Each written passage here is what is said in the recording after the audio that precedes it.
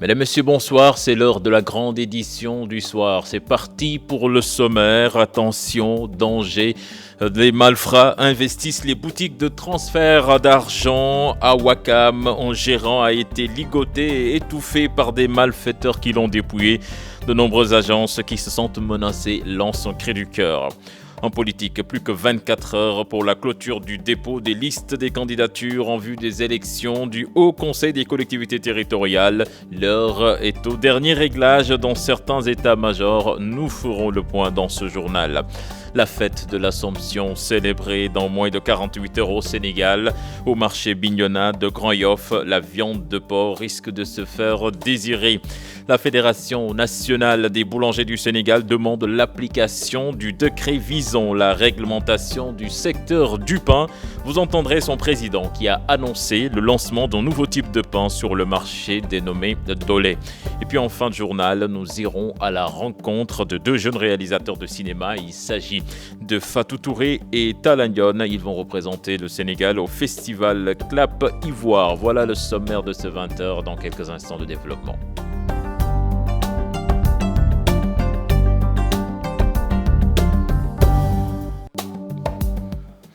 Bienvenue à toutes et à tous. 24 heures de la date limite pour le dépôt des listes des candidatures en vue des élections du Haut Conseil des collectivités territoriales. Les états-majors des partis politiques s'activent autour des derniers réglages.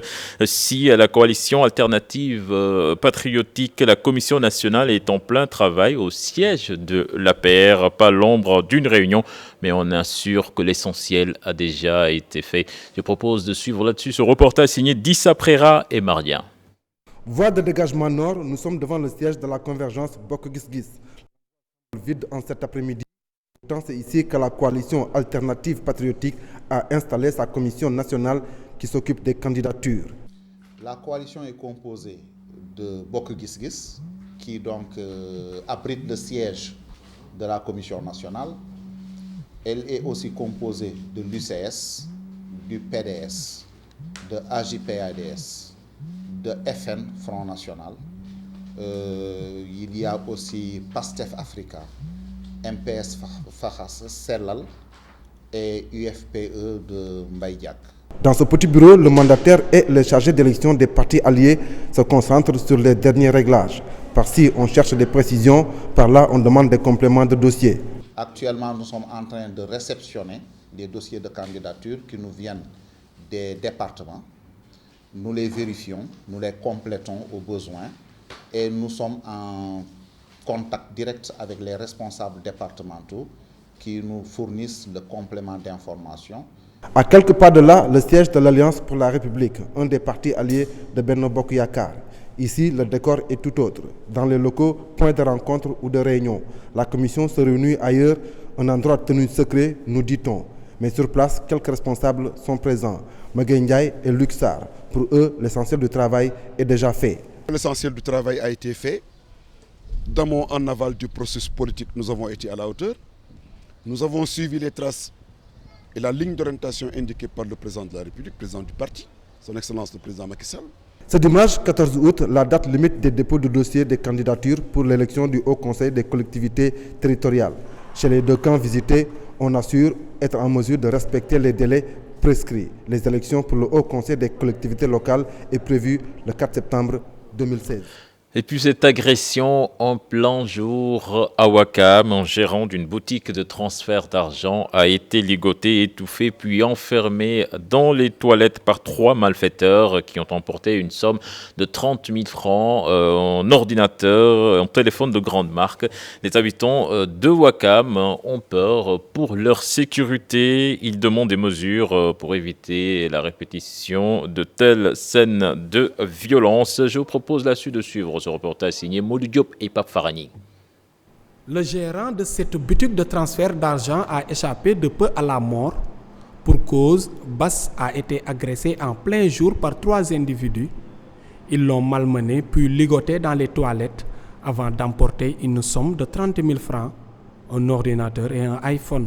ñun dañoo jékki-jékki toog fii dégg kuy yuuxu Subitement, nous avons entendu des cris. On croyait que ça venait d'en haut. C'est après qu'on a su que c'est notre voisin qui a été agressé par 3 individus. Les agresseurs l'ont battu, ligoté et enfermé dans les toilettes.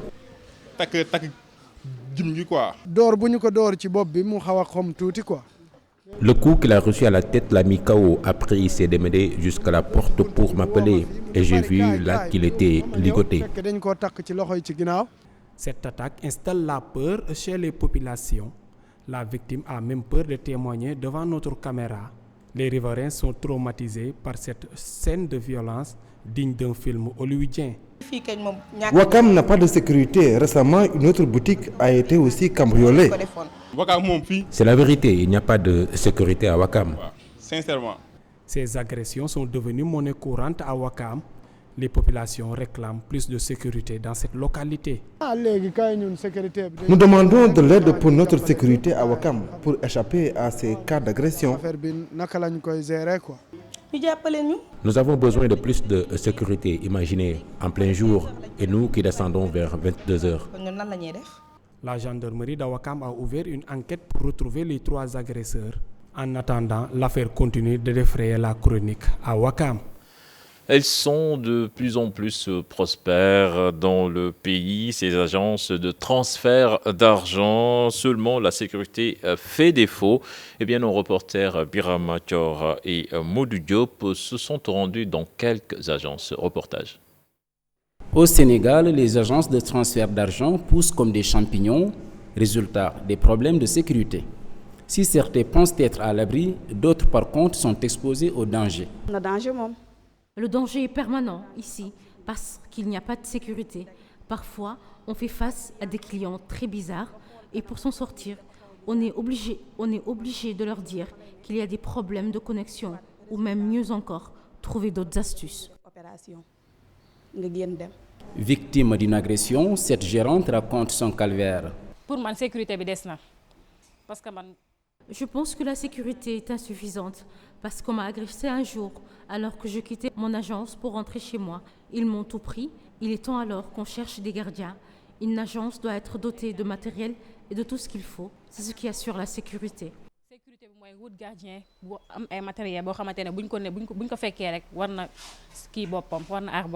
Ce disciple de Cheikh Ahmadou Bamba n'est pas dans la même situation que nos interlocuteurs. Il pense tout simplement que la sécurité se renouvelle au quotidien. Nous avons recruté un vigile pour qu'il assure la sécurité, une sécurité que nous avons renforcée. Puisque nous évoluons dans le transfert d'argent, c'est un métier à risque.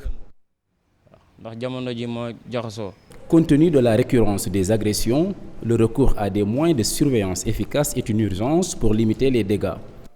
Nous parlons à présent de toute autre chose avec la grève des transporteurs annoncée pour les 17 et 18 avril prochains. Eh bien, l'association pour le financement du transport urbain est partante.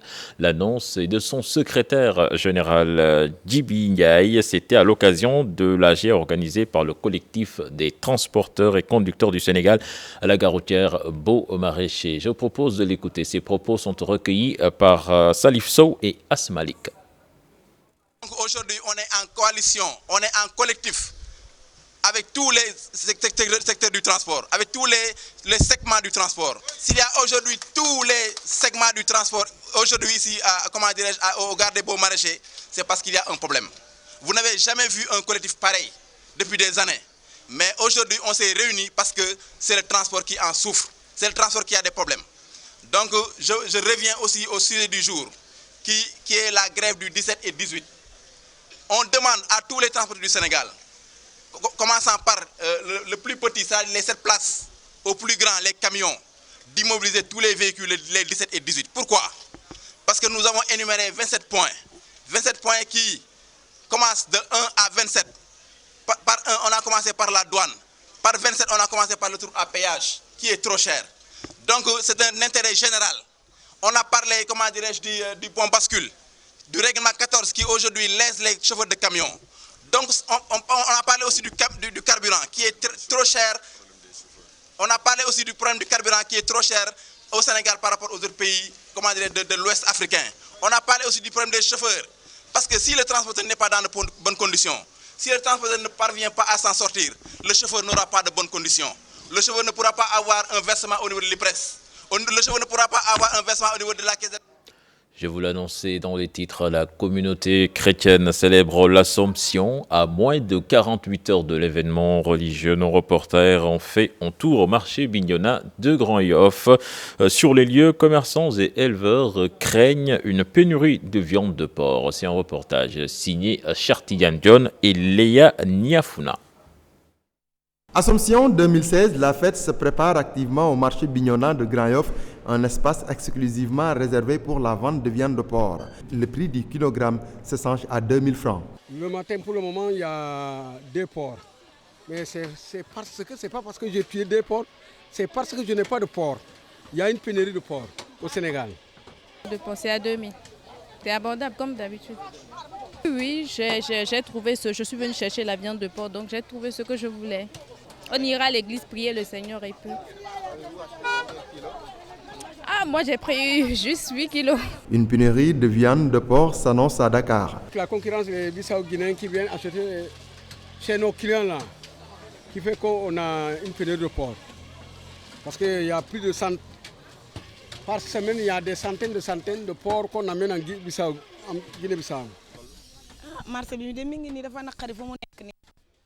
En ce moment, il y a une pénurie de viande de porc, car les nouveaux commerçants, que sont les Bissau-Guinéens, ont envahi le marché. Par conséquent, toutes les bêtes sont transportées hors du pays, en Guinée-Bissau.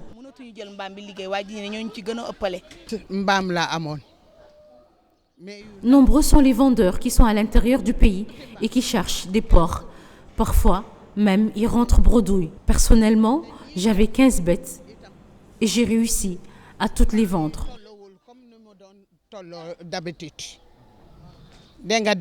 Bignona, le plus grand marché pour se ravitailler en viande de porc, souffre de la vétusté des lieux.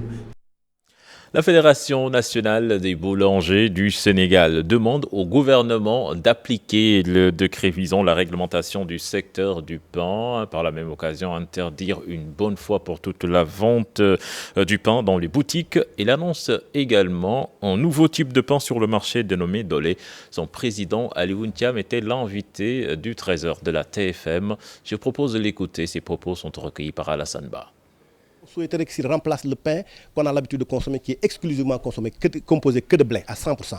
Alors qu'on se rend compte que le blé a un composant qui est un contenant qui est nocif pour la santé, qu'on appelle le gluten. Ce gluten-là, qui permet l'élasticité du pain, peut être nuisible pour certaines personnes. Donc en remplacement de tout ça de pain à 100% blé, on a proposé avec l'institution technique alimentaire qui a mis au point cette technologie de pétrissage en incorporant les céréales locales.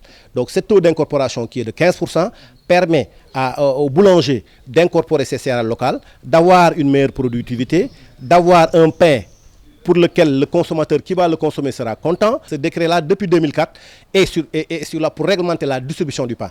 Cette réglementation-là, pour nous, est la meilleure.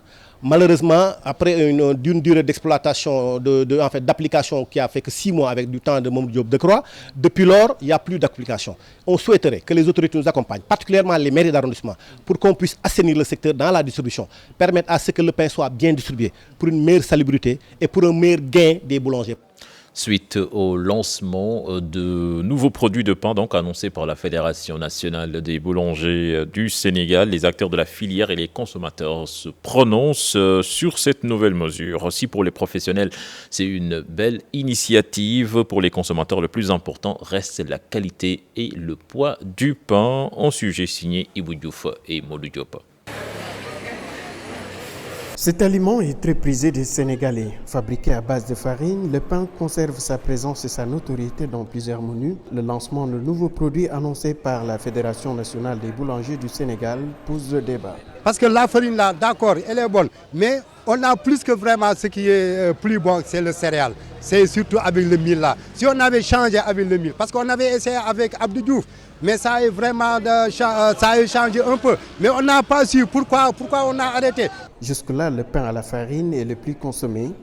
Pour certains acteurs de la filière, l'heure est à l'exploration d'autres variétés. Vraiment qu'il faut changer. Mais surtout avec le mil là, le pain là que je travaille, vraiment l'État, je vous sollicite et je vous demande vraiment de nous aider à cela. La population en veut du pain, du mil. Changez le jus, changez vraiment. On a besoin de se changer. D'autres variétés de pain, c'est bien possible, que ce soit du mil ou du maïs. On peut fabriquer du bon pain avec ces céréales. En attendant la présence de nouveaux produits dans les kiosques, les consommateurs demandent plus de qualité.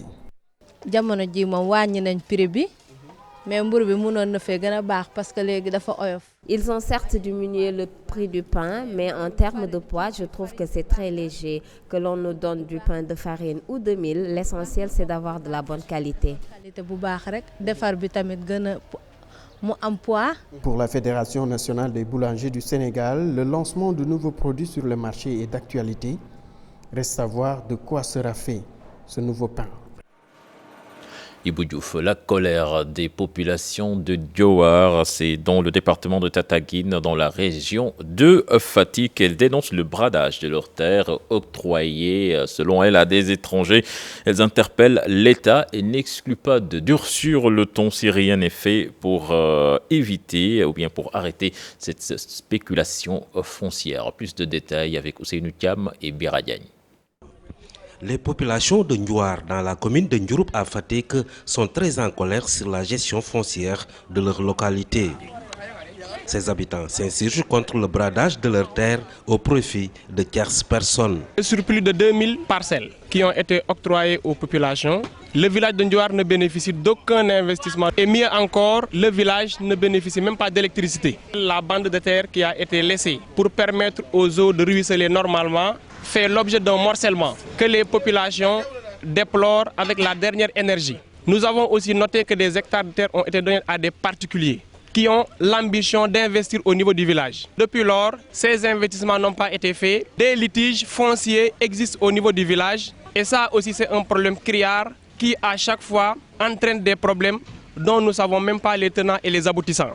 Coursés par ce qu'ils considèrent comme une tentative d'expropriation de leurs terres, ces populations de Ndouar interpellent directement le chef de l'État. Que nous voulons que le foncier de Ndouar soit audité, que les gens qui sont concernés, que ce soit le maire, que ce soit le préfet, sachent que les gens qui sont ici ont des attestations et des délibérations qui ont été signées de façon normale. En lieu et place, octroyer ces terres à des gens qui n'ont pas de délibération, sans pour autant que les ayants droit soient informés, sans pour autant que donc les ayants droit soient dédommagés. C'est pourquoi nous voudrons vraiment que le président Macky Sall s'autosaisisse de ce dossier et le problème soit réglé une bonne fois pour toutes. Je pense que les autorités municipaux ont été alertés. Depuis qu'ils ont été installés en juillet, nous les avons rencontrés. Ils nous ont donné plusieurs rendez-vous pour nous dire que ces problèmes seront réglés. Malheureusement, ce n'est pas fait. Ces habitants de cette partie de Fatick promettent de dérouler d'autres formes de lutte si aucune mesure n'est prise concernant l'octroi de leurs terres à des étrangers.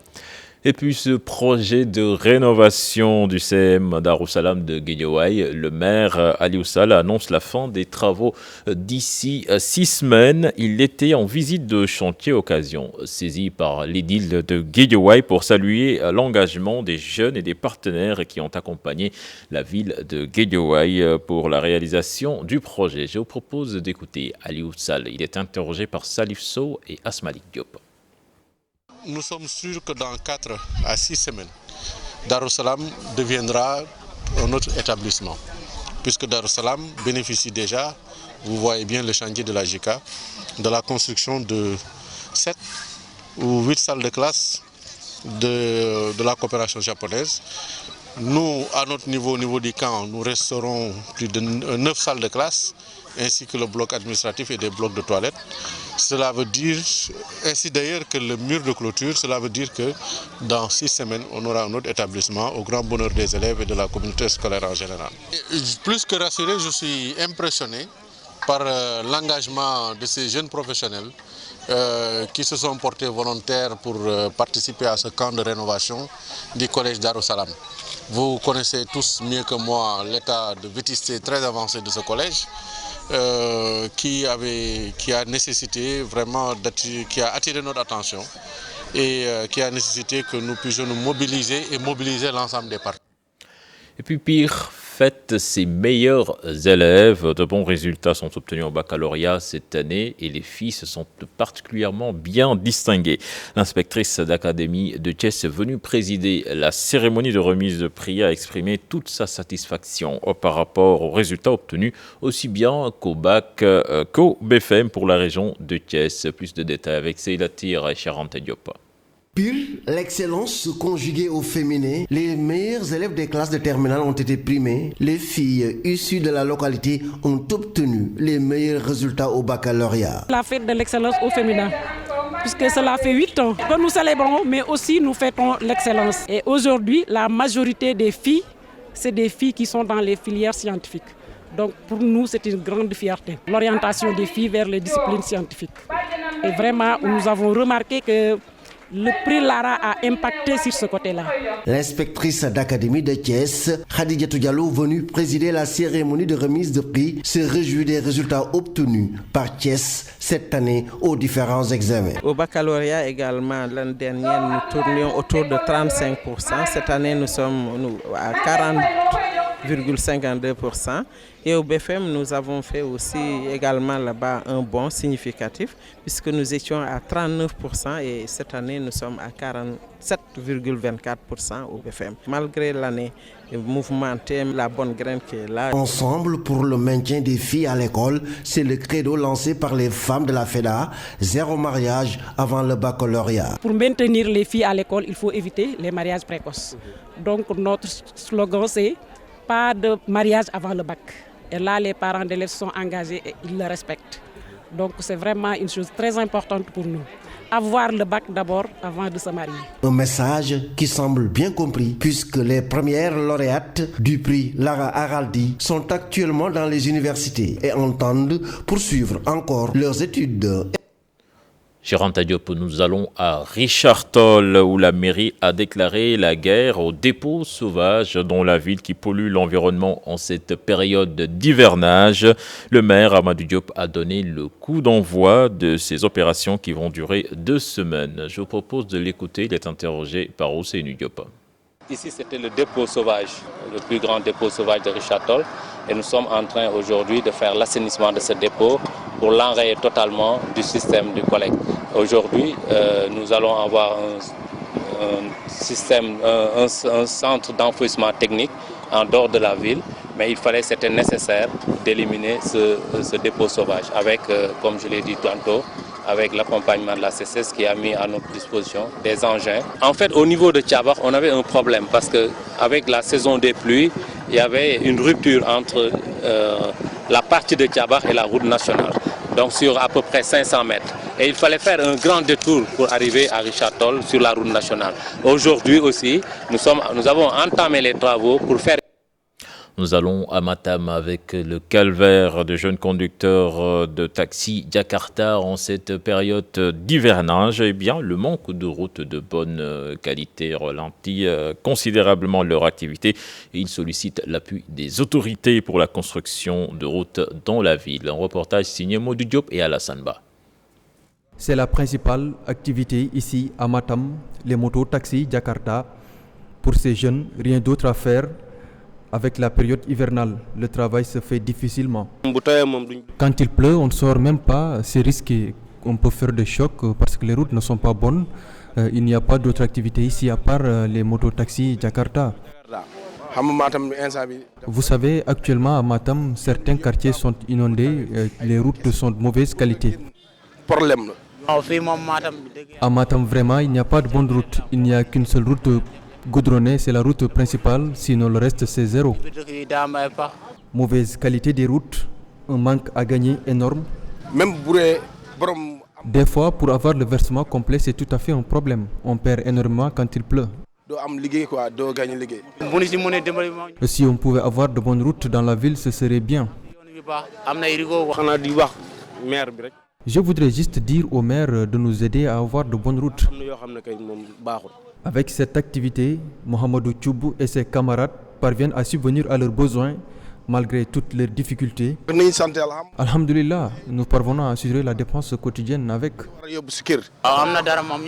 Ça va vraiment, nous gagnons un peu. Nous demandons au gouvernement de nous aider. L'appel est lancé. Matam, capitale régionale, mérite mieux de la vie de sa jeunesse. Vous l'avez sûrement remarqué en cette période d'hivernage, les goûts culinaires changent, beaucoup plus d'épices, d'ingrédients, du citron et du piment, parfois pour mieux assaisonner les plats. Les restauratrices s'adaptent elles aussi, comme vous allez le constater dans ce sujet signé Maïmouna Ndiaye et Léa Niafuna. Du domoda, plat épicé accompagné de citron et de piment, du riz au poulet. Le menu chez Kumba Faye diversifié. Choix de la clientèle. En cette période de pluie, il faut surtout réveiller les papilles.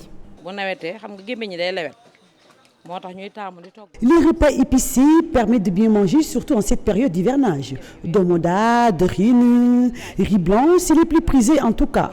Nous proposons à nos clients et vraiment ils valident.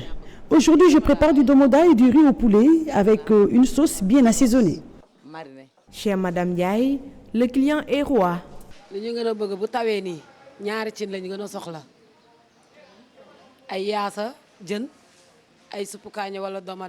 Des plats comme le dahin, le domoda ou du yassa, ou bien même du poulpa ont une bonne place dans nos menus. Aujourd'hui, par exemple, j'ai préparé du riz à la viande accompagné d'une sauce sautée, assaisonnée avec de la vinaigre et de la moutarde. Sans oublier aussi le baguette, c'est-à-dire la feuille d'oseille.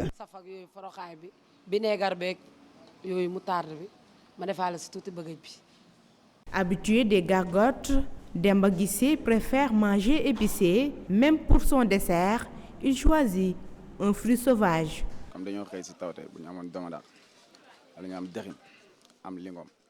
J'aimerais bien manger du domoda ou du dahin assaisonné de citron. Vous voyez, j'ai dû marcher sous la pluie. En ce moment, j'ai des envies de plats épicés. À défaut, j'achète du mad. Des plats très demandés, du pout-pat ou riz mouillé, en passant par le gourban, le tout assaisonné avec du citron et de sumbala. Les menus changent en cette période d'hivernage.